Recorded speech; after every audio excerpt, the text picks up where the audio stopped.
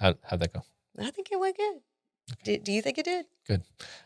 I think it did. I think we're going to remove some pieces.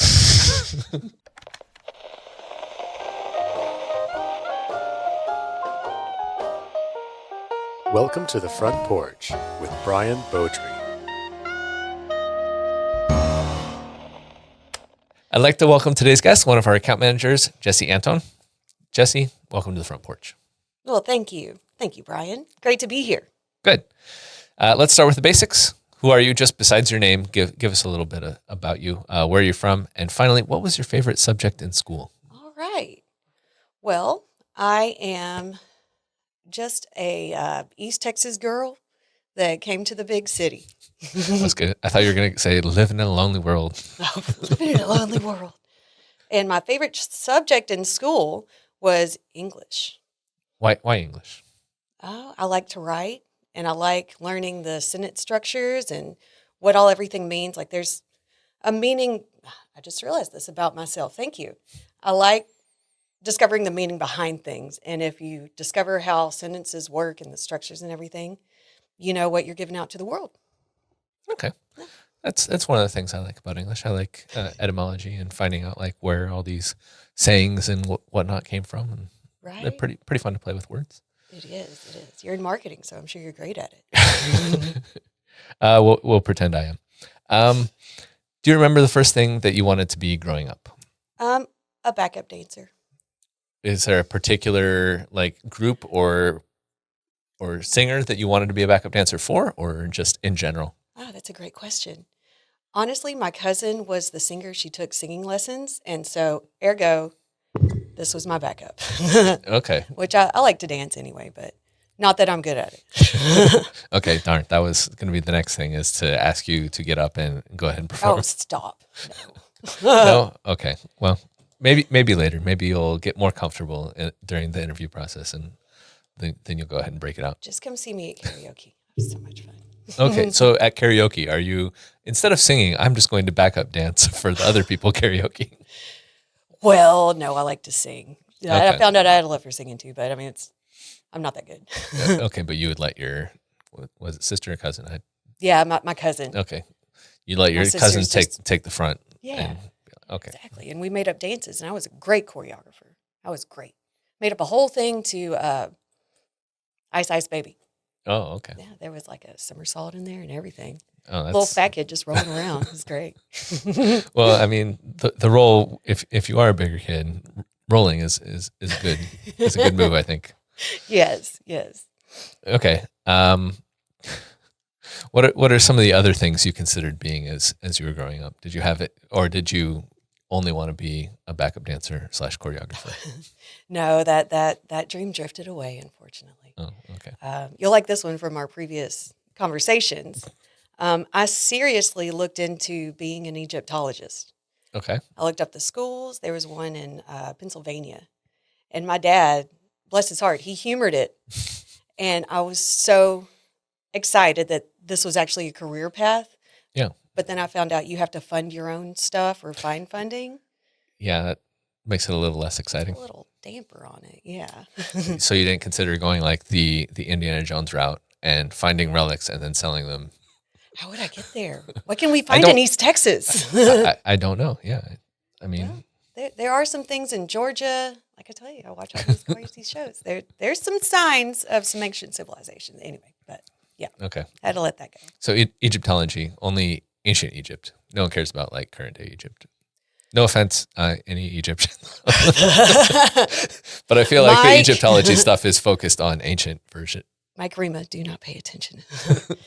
He's one of our customers at Easy Rental. Okay. So, yeah, he actually told me about the city of Egypt. So that was really neat because I'm all focused on ancient Egypt. He's like, well, I mean, there's regular Egypt and it's gorgeous. It's like we still exist, you know. We're not just old. Yeah. Give us a break. Okay, so like, is that the closest you came to becoming any other type of career than what you have now, or? Well, I actually went in for accounting, just because I'm not particularly good at numbers, but That doesn't sound like a great reason to get into accounting, but. Stop. Wait. Let let me say why. It's because of the puzzle pieces. You got to figure out where this number fits there and how to balance it all out. I like that aspect of it. Okay. But it's super boring, and I'm a very creative person, so we changed it to marketing. Once again, no offense, accounting. Yeah, no people offense either. to accounting. It's just not our cup of tea, if you will. Okay, so Good for you guys. let's talk a bit about some of the work that you mentioned doing before your career in marketing and sales.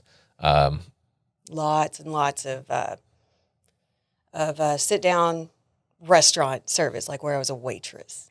Okay, so what was that experience like? I worked for people who have watched. I used to work at a bunch of fast food places, but I didn't get into like serving or any places that you sit down. So what was your experience like? Did you have to start out as what's the front of the house person? The A greeter? hostess. Hostess, yeah. Oh man, I thought you were going to say, were you a busser? Did you Yeah. clean the table? I mean, did you do those? Well, yeah. Being Yeah. a waitress, you got to do Just got to do it all. a little bit of everything.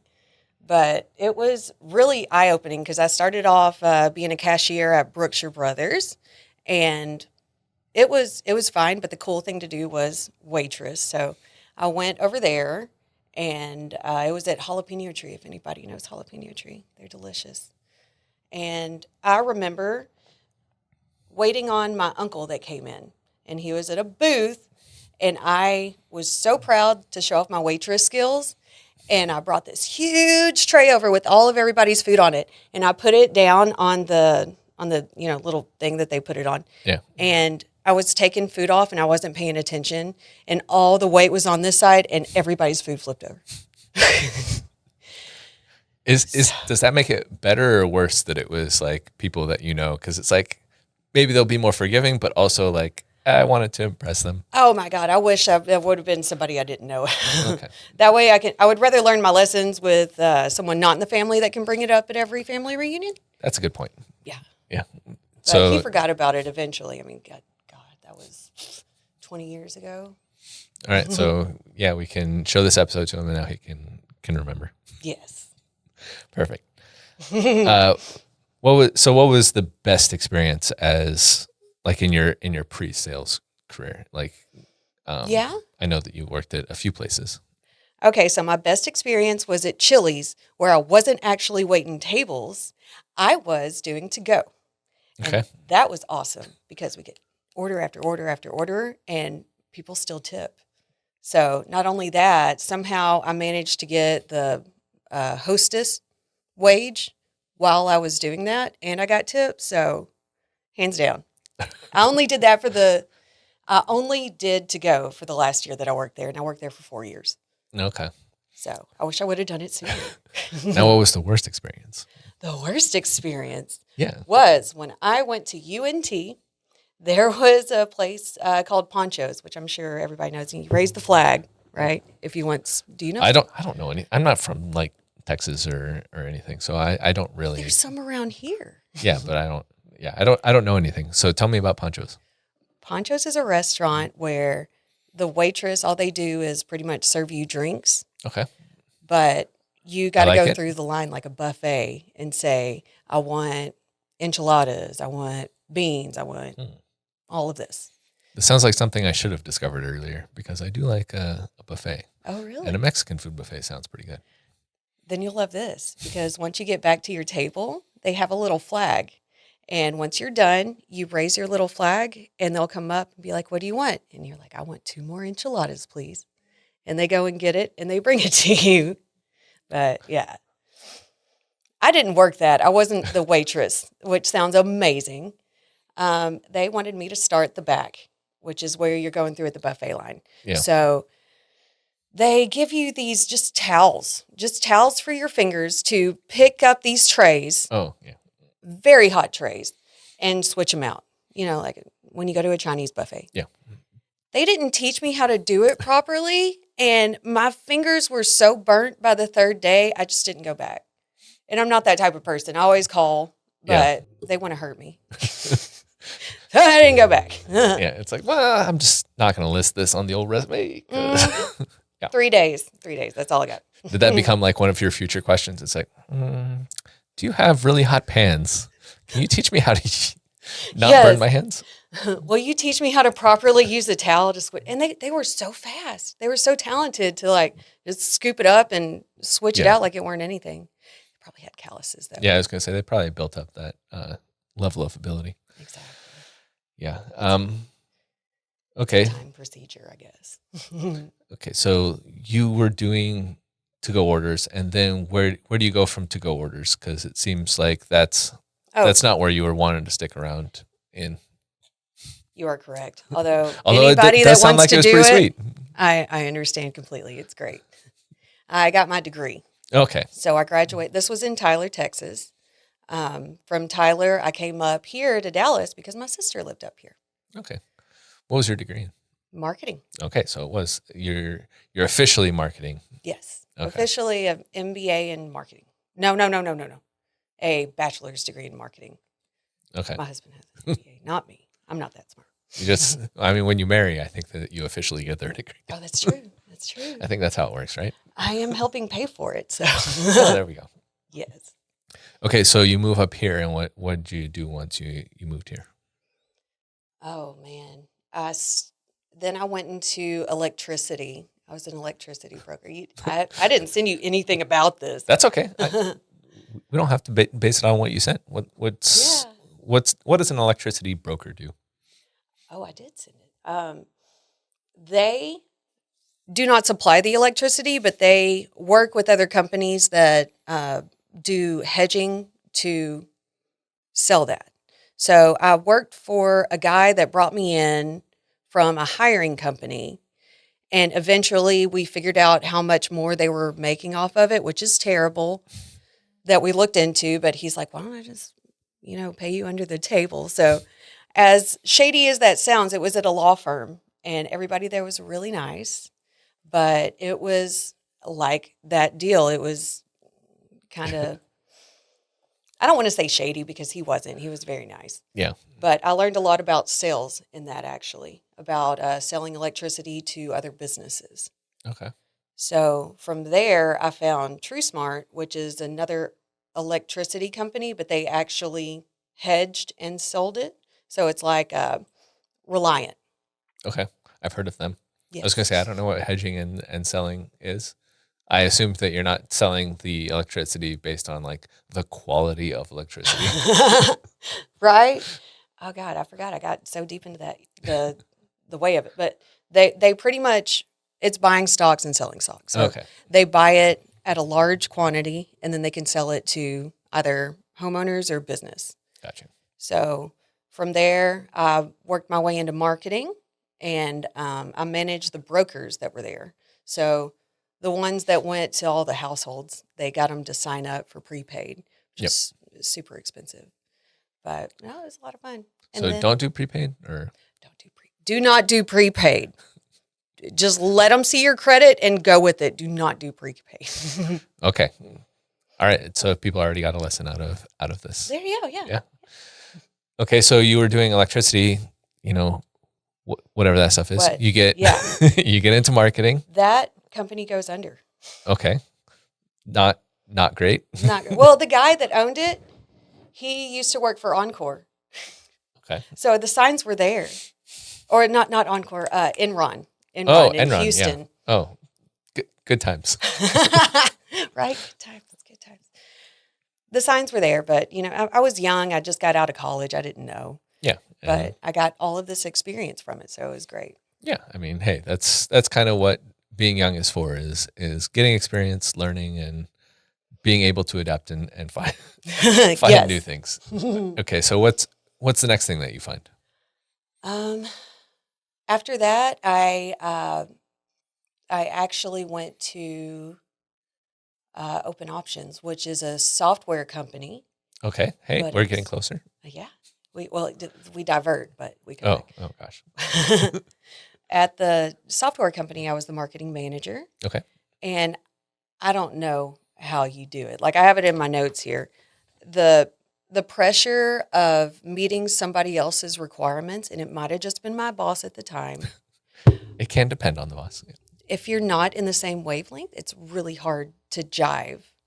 Like, I came up with so many ads to send him so he could pick one. And before they just collaborated and made one. You know how much energy it is to make an ad? Well, you know. Yeah. And you're like, I do that all the time. I don't know what you're complaining about. But it was a lot for me. And in the end, we didn't jive together. But that's fine because I got pregnant and I got to take care of my little one. You got other stuff going on. And Yeah, I got other stuff going on. I don't need this nonsense. I can deal with someone else who's also probably not going to listen to me and do what I want them to do. Okay. It was more my family. My family was like, this is killing you.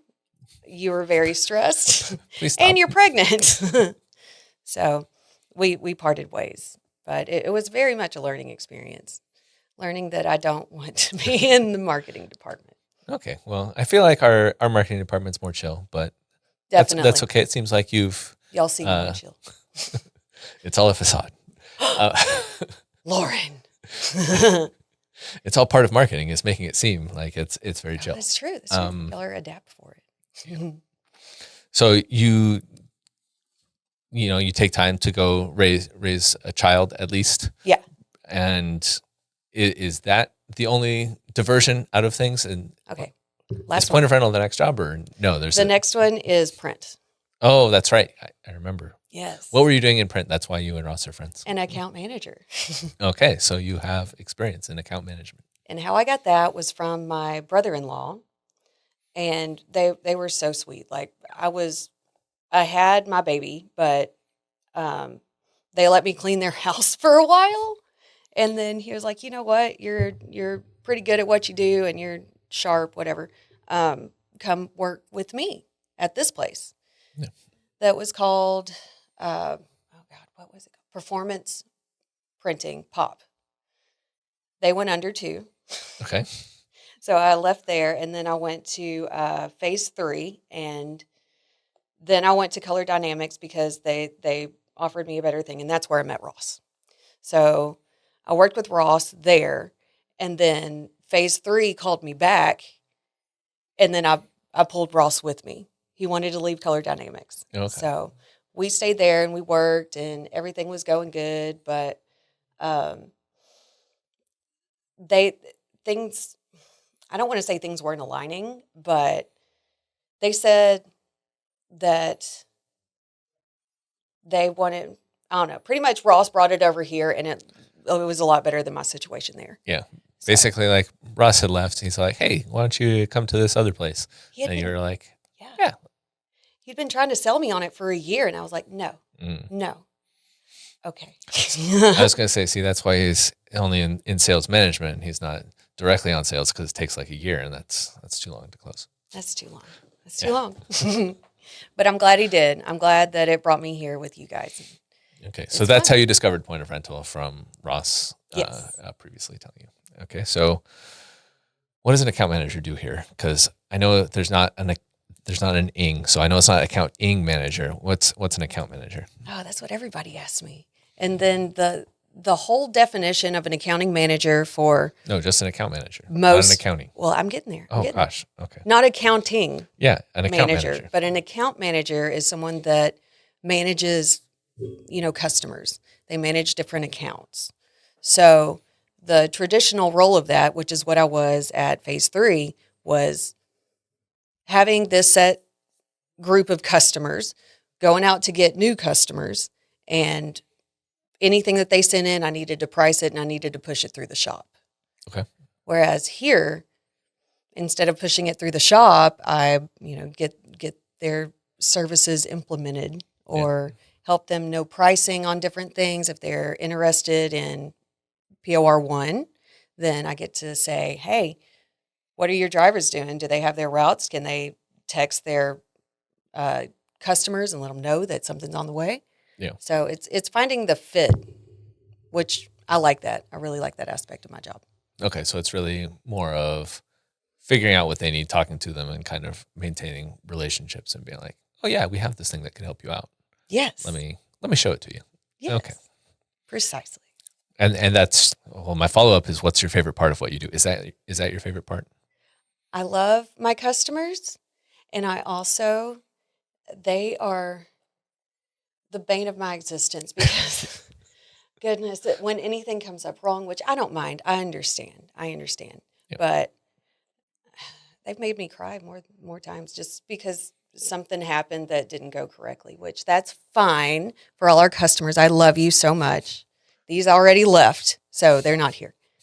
But yes, I love building the relationship with them. And then the other part is my team. I love my team.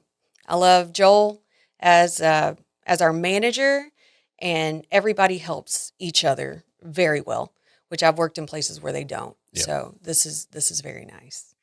That's good. Yeah, I can imagine it being tough when it's like you're that point of contact for like any issues that people are having, and it's like, I want to help you so much, but I can't. Multiple issues. That's where they just like lay it all out. And it was fine until one of them called, and it was all me. And so I blamed whatever they said on how they feel because of me, which wasn't really the case. But in my head, that's what it was. So I need to learn how to better deal with that. Yeah, it's one of those like double-edged swords of like, you want someone who's going to feel accountable, but also like you don't have to feel accountable for stuff that's not your Exactly. not something you actually did. But yeah, I get that. Okay. That's enough about your career. Oh, okay. Before we get into other things, I want to play a game with you. We'll call it Jessie or Nessie, like the legendary sea creature that may or may not exist.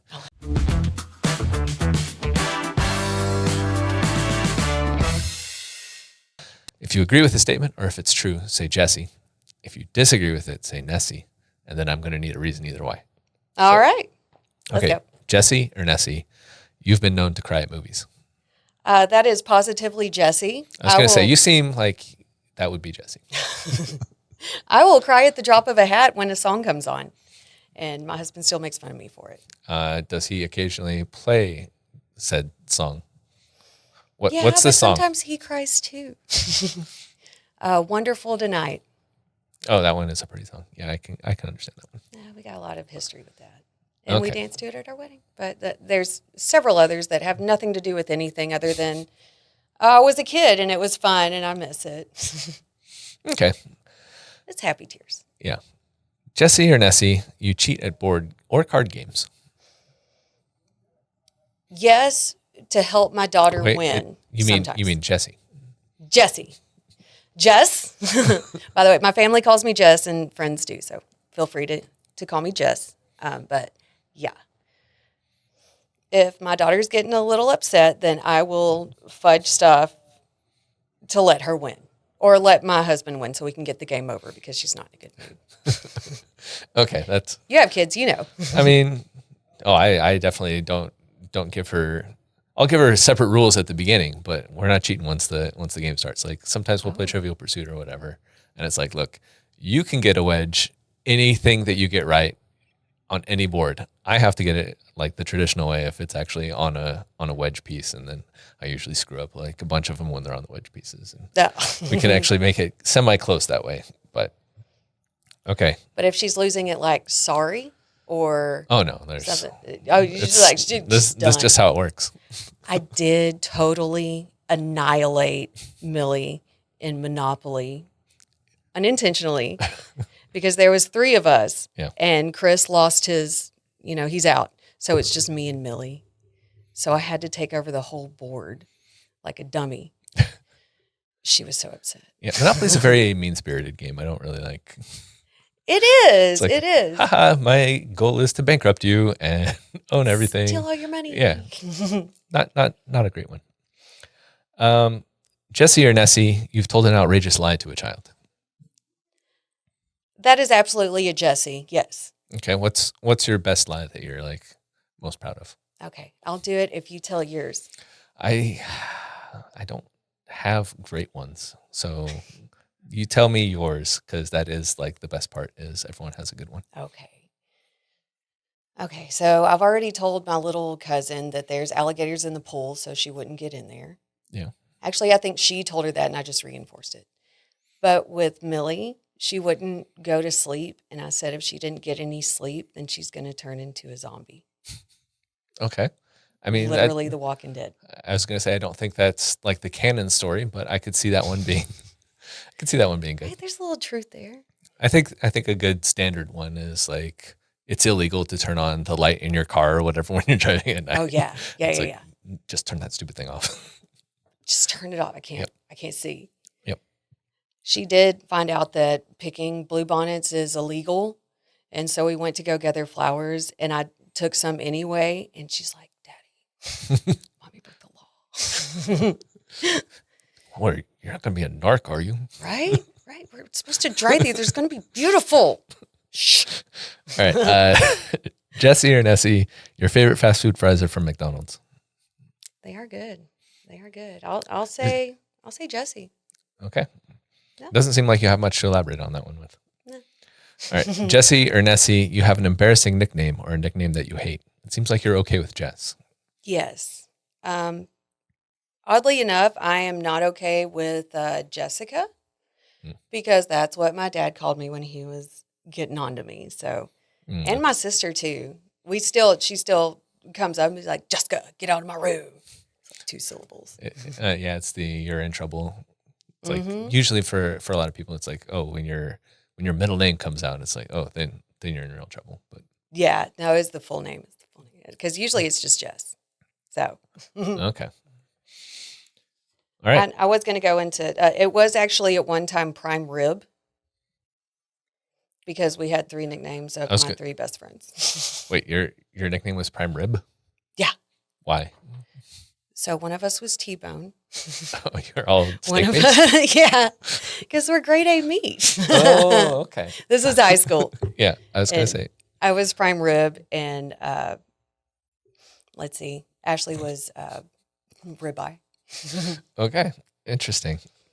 Yeah, fun. All right, well, let's go ahead and take a break, and we'll get into the next area of things.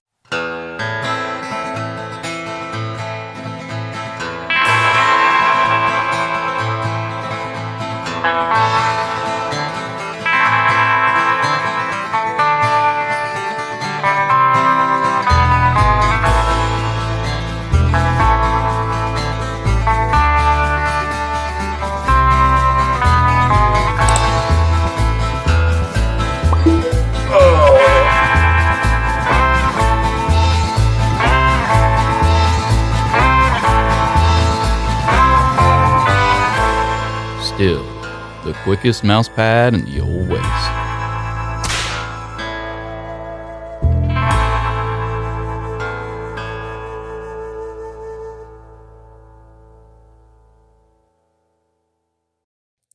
So I asked you for a personal mission statement before this episode. Did you make it up for the sheet, or is this something that you remember? Well, for someone with a broken ice maker, always put the tray back or all you'll get is a tray full of water. Okay. But that's not what I said to you. I was going to say, that doesn't seem that like... happened to me this morning, and I was like, that's a good thing to remember. You got to put it back. That's a weird life philosophy book type thing. When you don't have an ice maker, it means a lot. Okay. Yeah. So what I wrote down was, wherever you are, don't be afraid to be your authentic self. If others don't accept you, that's not your tribe to be with. Your tribe will come to you when you put your own true self out there. Okay, well, that check mark, you did basically put that, because I wrote it down just in case that you didn't write it. I was like, let me make sure. Okay. So has this always kind of been your motto, or was it developed for teaching others, and then you decided like, if I'm telling other people to do it, I really kind of need to live this? Well, no, this was something that I learned the hard way. It took me too long to learn this. For a long time, I molded myself into what I thought others wanted. So it made me just kind of a nervous wreck and not really anything. Yeah. And I even took personality tests that said this. And I was like, oh man, I'm in the 0.004%. 1 in 4 million people feel like I do. But that was because I saw myself as something, but that's not really who I was. Yeah. So that journey, I want to help other people get there a lot quicker than I did. Okay. Is that like something that was happening like when you were working for that boss that you're trying to seek their approval and you're trying to come up with all these ideas and then you're not getting anything and it's like, oh well. I did like, if I can't mold myself in that particular situation, Yeah. I was molding myself to what I thought he wanted. And if I didn't know what he wanted, I wasn't anything. So I thought I didn't know what to do. Yeah. And it gave me kind of a nervous breakdown.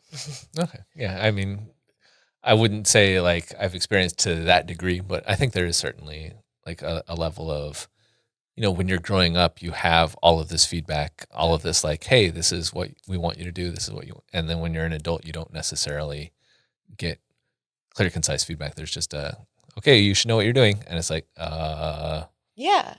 I don't know yet. And my favorite point in my life was when I found out, screw them. I need to focus on what I know because I know myself and I can look back and see what I like and what I don't like and what I need to stand for and what I don't. So that was something I want to pass on to my daughter, to my son, to anybody that'll listen, that just be yourself. Screw them. Sometimes that's good enough. Although sometimes when I see on social, some of the people that I'll see posting stuff like that, it's like, you should worry about more. You should worry about what other people think a little more. Right? Yeah, you're right. I got off of social media. All I have is Facebook now. I'm an old person. Yeah. It was too distracting. I would try to get off of more of it, but then it's like I'm sort of in charge of some of the social stuff. So it's like, I have to be here. Yeah. You also mentioned that you're an audiobook enthusiast. I did. Do you count it as reading a book? Because I know some people, there's a debate about whether listening to an audiobook counts as reading a book. They are passionate. They're like, that is not reading. Mm-hmm. And I think they're right. They're right. Okay. Because I like to listen to stuff while I'm doing other things like chores, doing dishes. And the only way I'm going to look forward to that is with an audiobook so I can see what happens next. Pardon me. So that helps motivate me. And it also makes trips a lot more exciting to see what's going on. Yeah, I do podcasts instead of audiobooks, but same thing of just like, I need something else going on while I'm doing these boring things. Yes. I did TED Talks for a while too. And then I was like, a story. Those are too short. They are. It's like I have to find like so many of these things to get through something. And some of them aren't worth listening to. That's fair. No. So what are you listening to these days? Actually, I'm okay. Definitely fiction because it's interesting. Yeah. And I like the supernatural fiction. Okay.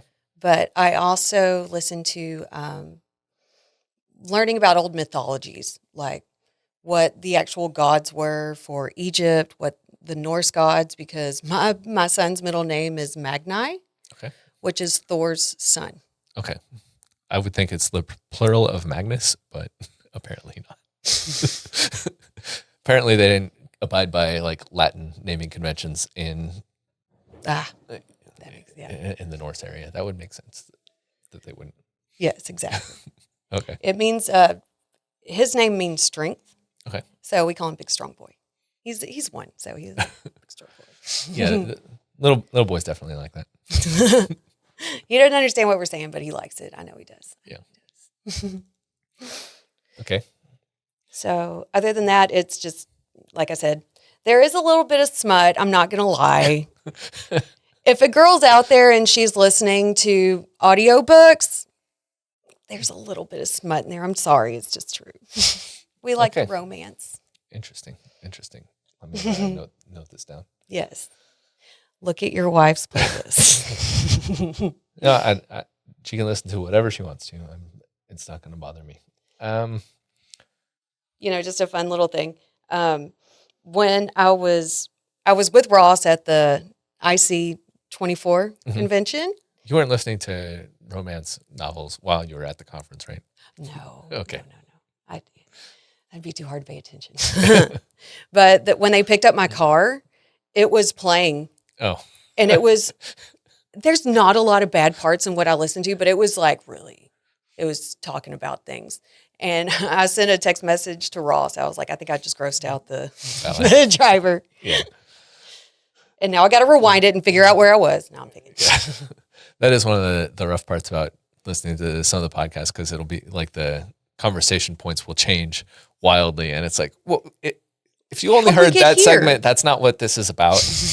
That's not what we're normally listening to. Come on. Sure. But then you want to also, how did we get here? Yeah. Anyway. Okay. Yeah. So why those kinds of books? What's Oh. not necessarily the romance, but like the more of the mythology. What's appealing to you about that? Just learning about other religions, and it's going to come later. Yeah. How a lot of them have the same origin stories, and a lot of them run parallel. So a lot of times I'll be reading a book about, say, Greek mythology, and then also hearing about Norse mythology. Yeah. And you can see how they override with each other. It's just really crazy how much they're alike. Yeah. So finding those tidbits are like gold. I'm like, I'll remember that because they both have it. Yeah. Okay. I'm catching a common theme here, which is that you are really into storytelling. You're really into, just exploring people's ideas and thought processes. And it seems like maybe that's the connection here with you getting into wrestling, because they definitely have storylines, and they definitely have like a more they have a lot more engaging storylines than traditional sports, where it's like, it's about whatever's happening on the field or whatnot. Yes. So how did you get into wrestling? Well, number one, that was the best transition ever. Thank you. I got into wrestling because, well, number one, my husband pulled me in. He watched it when he was a kid. Okay. And the other part of that is I saw a TED Talk where somebody was saying that being a wrestler is being yourself, but just turning up the dial. Mm-hmm. So I love that concept. I heard it. I took it. I ran with it. I'm loud. That's probably why you asked me here. Yeah. So I wanted to see more of that. I wanted to see The Rock become The Rock. And we started in 97. Right now, we haven't gotten that far. We're in 98, but we started watching Now wrestling. Oh, okay. I was going to say, it sounds, so you're like doing a historical deep dive into the history of wrestling? Yes. Okay. I saw Stone Cold become Stone Cold. Mm-hmm. And it was because he was fighting they kept on saying this, a 42-year-old man, like that's old. Yeah, it's very interesting in sports where it's like, oh, this super old guy who's like 7 years younger than me. And it's like, oh. Right? That's not fair. Yeah. But the thing is that he was a snake. He was like he was part of the Church of Christ. That was his wrestling persona. Mm-hmm. So that's where Austin 316 comes from. Okay. So that's fun. If y'all see it with Austin 316, I had no idea. Now you know. And I learned to. Okay. So are you just into like the videos and the history and like watching it on TV, or have you actually gone to events? We have gone to several events in Grand Prairie, but they're like smaller ones. That's the other thing I was going to ask is like, are you only about the top tier, or are you into like seeing the lower tier, like the people that are either working on it as AEW? I said it. No. I mean, I know that there's lower levels. I know one of my buddies from film school was doing wrestling over in San Diego area. Oh, really? And like his was probably the most fun of my Facebook friends to like keep up with. Oh, just because he would occasionally be posting. His name was like Dirty Doug, and his idea just like he's super dirty and grungy and whatnot. The ones that are small like that, they feel like they need to be so much more hardcore, so it gets nuts with the smaller stuff. With the bigger stuff like WWE, it's all about the story, but so many people have gotten hurt, and I realized that after like looking more into wrestling. Yeah, everybody says it's fake. They might not be trying to hurt each other, but they get hurt. They get hurt a lot. Yeah, I was gonna say the storylines are fake, and like the outcomes are fake, but like there's still body slamming Yeah, there's- another body on wood. getting hit with a folding chair, even if you know how to make it hurt less, still hurts. Yeah. And they have these little sticks that they hit people with. They're like long. And I thought, oh, they got those because they don't hurt. And then I read the book of Becky Lynch, and she's like, them Yeah. fuckers hurt. They're like welts on their back and whatnot. Sorry for my curse word. That's all right. That'll just be more work for Andrew. Okay. Good luck, Andrew. Um, But yeah, I didn't think I'd like it. My sister still doesn't believe that I really like wrestling. She thinks that I'm just doing it for my husband. Mhm. And I mean, football, yes, but I love you. The actual thing of wrestling, oh, I'm sucked in okay. wholeheartedly. So next career goal, instead of just a backup dancer, full on into wrestling? Oh man, no, it No? looks like it hurts. Except for all the pain and that kind of stuff. Yeah. Exactly. Okay. Exactly. I'll watch it and I'll support them 100%. Okay. What's something that people misunderstand about you? I was thinking about this question for a while. Well, it seems like if you're probably trying to live like your most you, then it's going to be hard to misunderstand you if you've kind of committed to that. Yeah. But at the same, we actually talked about this when I was first hired here. A lot of people don't know this, that I'm an introvert. I like my time to myself. I like not worrying about being in front of somebody, because if somebody's there, I'm going to worry about them. I'm going to worry about their well-being, make sure they're comfortable. And it's really annoying to some people. Yeah. Like my beloved husband.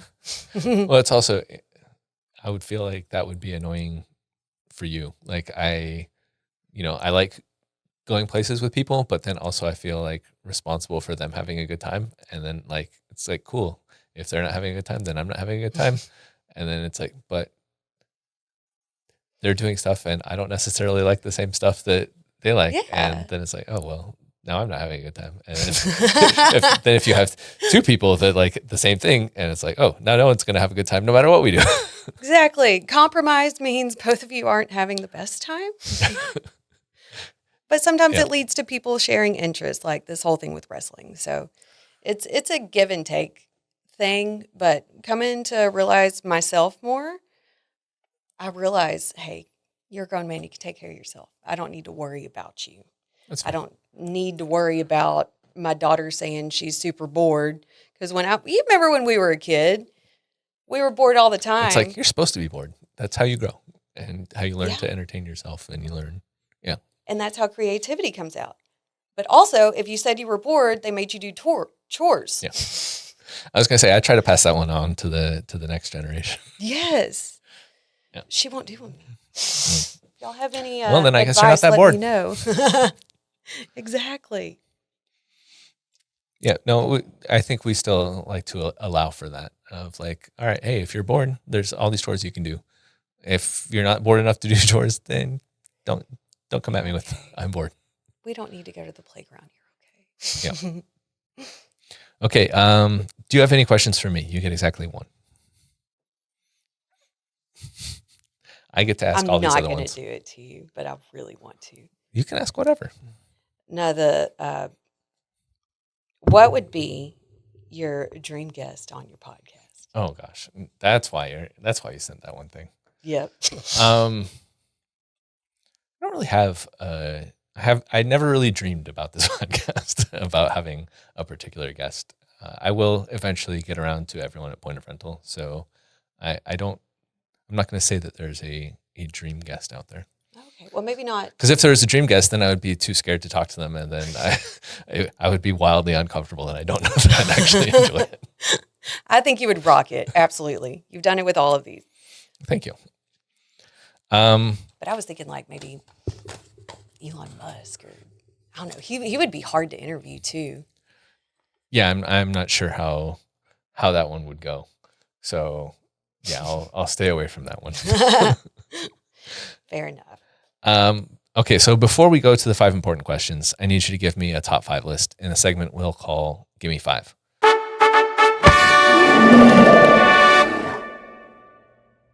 Now, not everyone knows the rules of a good top 5 list. So we start at number 5 and we go to number 1 because, yeah. Okay. So I will start. I've heard that yours is going to be top 5 conspiracy theories because you like hearing conspiracy theories, and I think it's that storytelling aspect of things. It's just like, yeah, I can get with that. Yeah. So let's start with number 5. Your number 5 favorite conspiracy theory. Okay. I don't have that many, but I have 5 supporting things. Okay. Does that work? 5 supporting things for which particular one? That we had an ancient advanced civilization. Okay, so ancient advanced civilization. They're short. It's not Give me your 5 bits of evidence that are most compelling to support this. fair. Thank you. Number 5 most compelling piece of evidence. Number 5 is the ancient granite vases that they found there that are older. Where's there? Egypt. Okay. Egypt. Sorry. So these vases are older than any other pottery that they've made, and they are made spectacularly, like to the T. There's no way somebody could have done that with hand and chisel. So Okay. that's number 5. I mean, I couldn't even make it today, so. I actually have made some sculptures out of rock with my electric chisel thing. But yeah, Cheater. All right. yeah, it was cheap. It takes too long. How did Michelangelo do it? I don't know. See, he never had to worry about being bored. No, he didn't. 'Cause it took forever to get anything done. All right, number 4. Number 4 is I'm looking through these, seeing which one. Okay, so there are hieroglyphics on the side of a very immaculately carved statue. There are several of these. They look like child's scratch compared to the artsmanship of making the actual statue. So what it looks like to me is that somebody added those later that didn't know quite as much as they knew before. Okay. So you don't think it's just like ancient graffiti of like kids Of going in and being Ramses like, the Second? yeah, like Yes. someone just adding hieroglyphics later. It's like Steve was here. It was, but it's the Okay, so you're talking emperors because it has their emblem on there. Okay, so you're saying there's this really awesome stuff before, Mm-hmm. and then somehow we got worse. Yes. Okay. So that, I mean, come on, Ramses. Why are you stealing stuff? God. All right, number 3. Okay, number 3 is the Sphinx and the water damage. Okay. What water damage? So I'm not an Egyptologist, so I don't know any of this stuff. well, it's a desert right now, right? That's true. So I've been told. I haven't been there. oh, yeah, I mean, But Lauren went I'm there gonna and go. took pictures, and there was some desert. Yeah. Can confirm. Lauren, we're going to need to see these for, fact checking. Mhm. But if there's a desert there now, at one point in time, there was a flood. There was something that caused this water damage. So it had to have happened way before the Egyptians even came. Okay. They didn't just have a leak, obviously. It would have to be a really big leak. Yeah. Really, really big. And then the other one was Wait, is this sorry. officially number 2 now? Officially number 2. Okay. Number 2. I saved the big one for last. Yeah.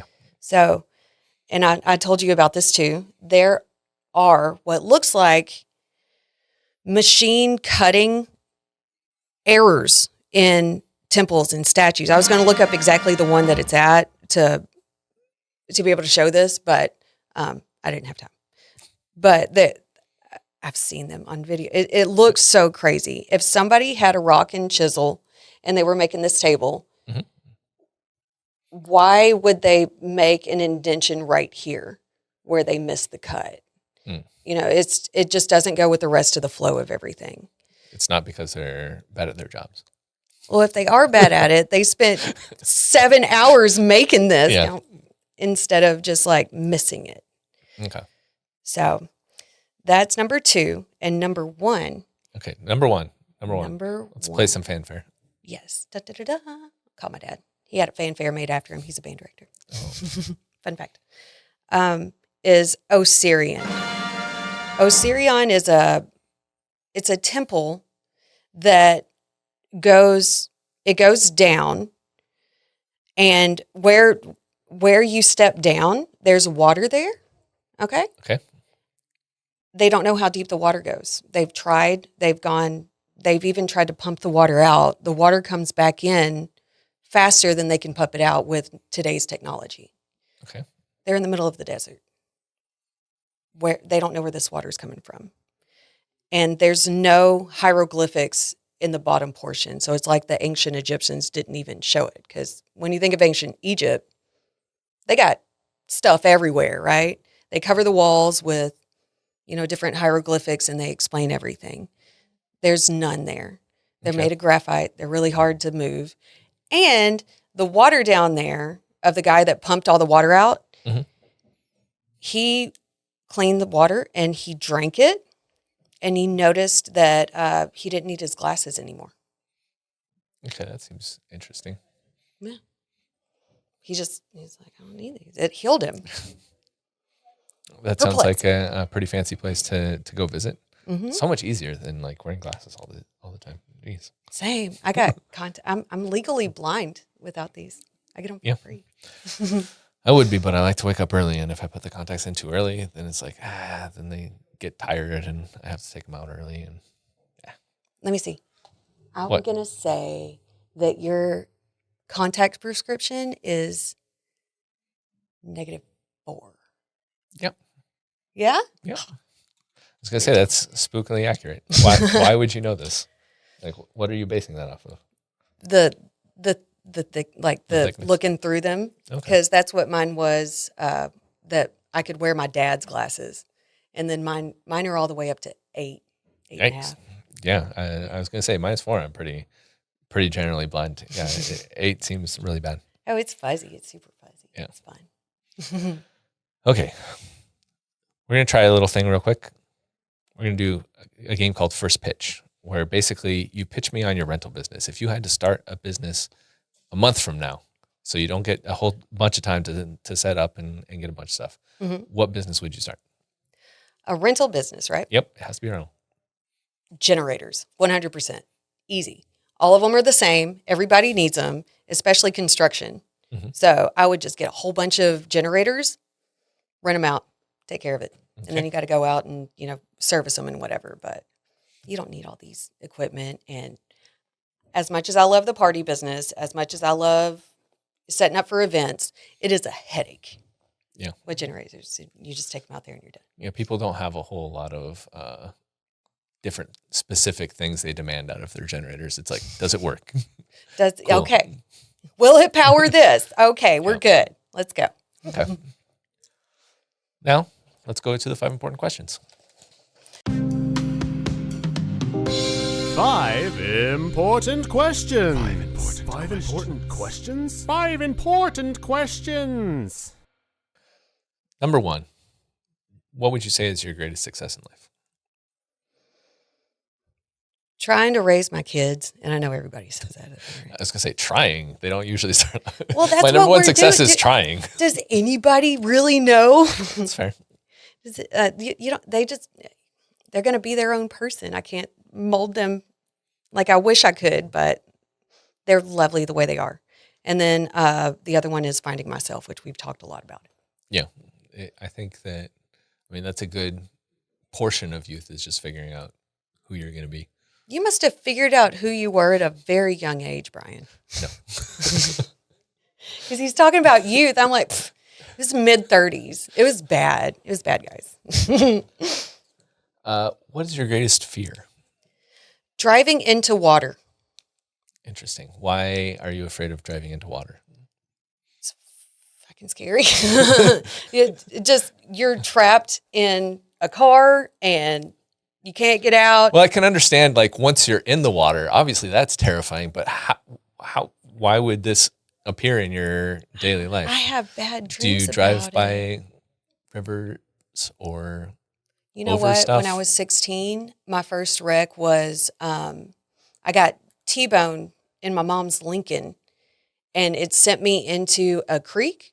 Okay. And I woke up in water. And I remember waking up and feeling I don't know whether you can tell. It might be this one. I don't know. But I had 27 stitches on here from breaking the window. Mm-hmm. And I didn't know what was going on. And they had to life flight me to Tyler.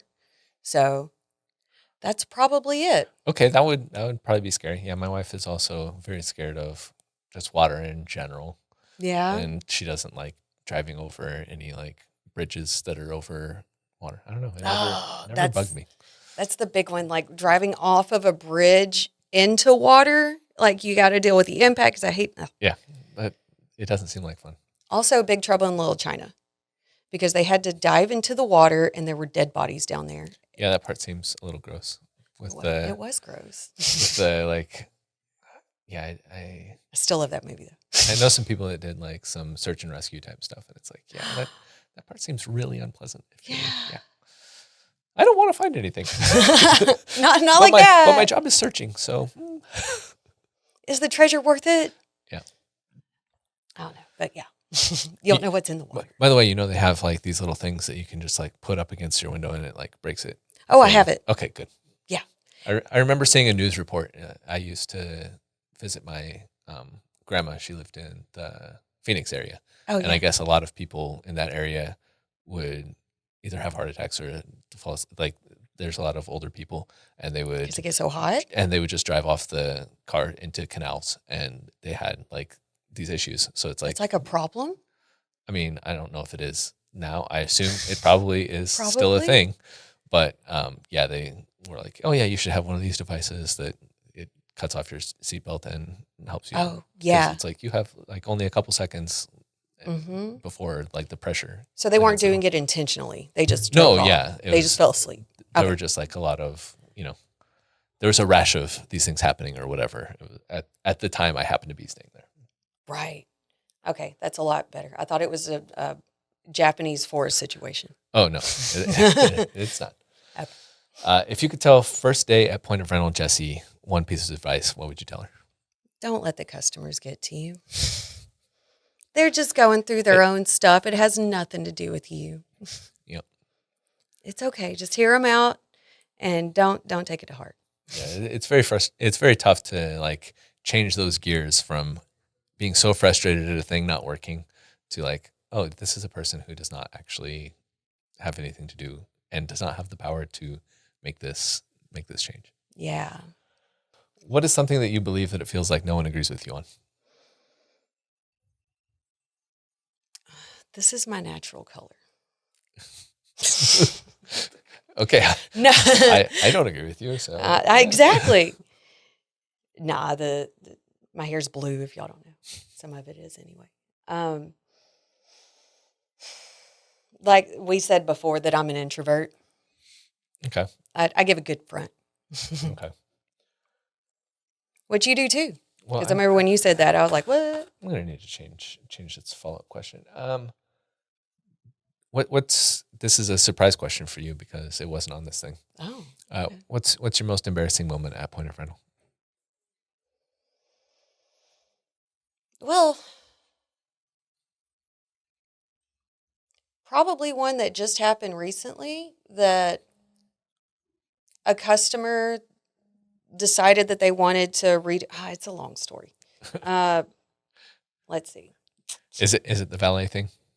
No, I wish that was it.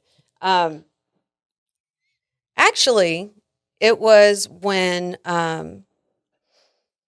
what you call it, when the wonderful people of Site Pro came over. I wore a dress that I didn't realize the slit went all the way up to the top. So the whole time, even with Wayne there, I was just holding it over so it wouldn't be so revealing. That was pretty embarrassing. Okay. Well, sorry, you've been sentenced to death. As now, modesty rules are much more severe here in America. Oh, geez. It's now a capital offense. So, yikes! What is your last meal and why? I would go with German food. Like a specific one, or I don't think you're allowed to just say all German food. No, well, Schnitzel. schnitzel with the gravy on top, Okay. spratzel, and definitely 100% the cream spinach. Okay. It's delicious. Interesting. So you're an Oktoberfest person, but you want the food.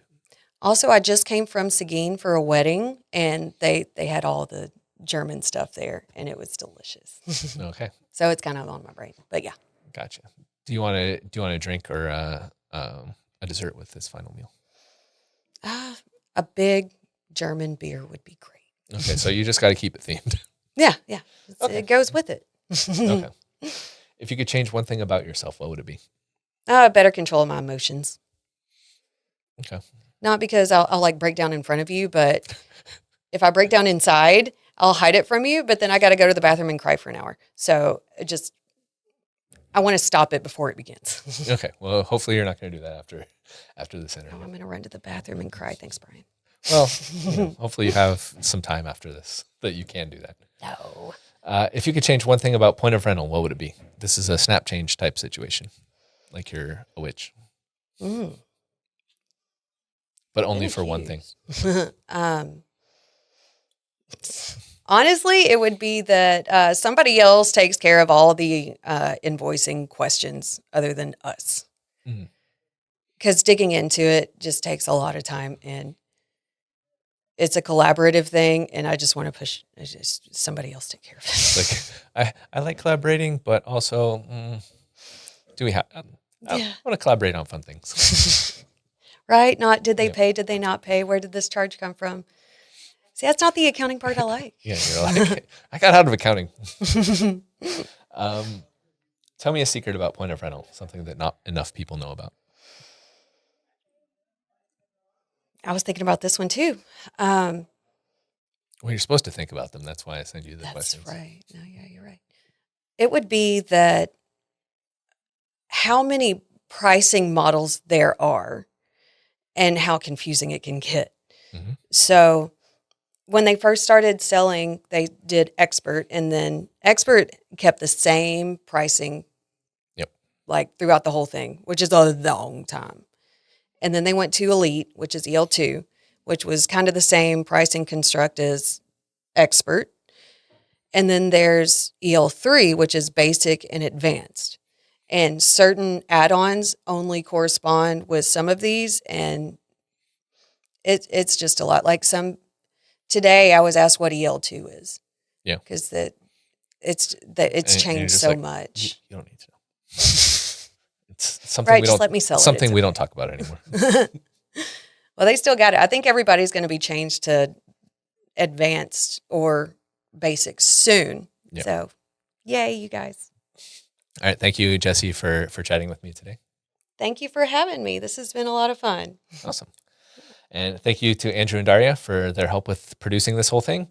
And thanks to you out there who are watching on YouTube or listening on whatever podcast platform that they want to listen to. Share it with your friends, and we can all talk about Jessie behind her back later. Or in person. It's okay. I can take it. Or you can just talk to Jessie. It's just, it's customers that get to me. Y'all can just talk about me in front of me. Thank you so much. All right. And we'll see you next month, and we'll keep the porch light burning for you.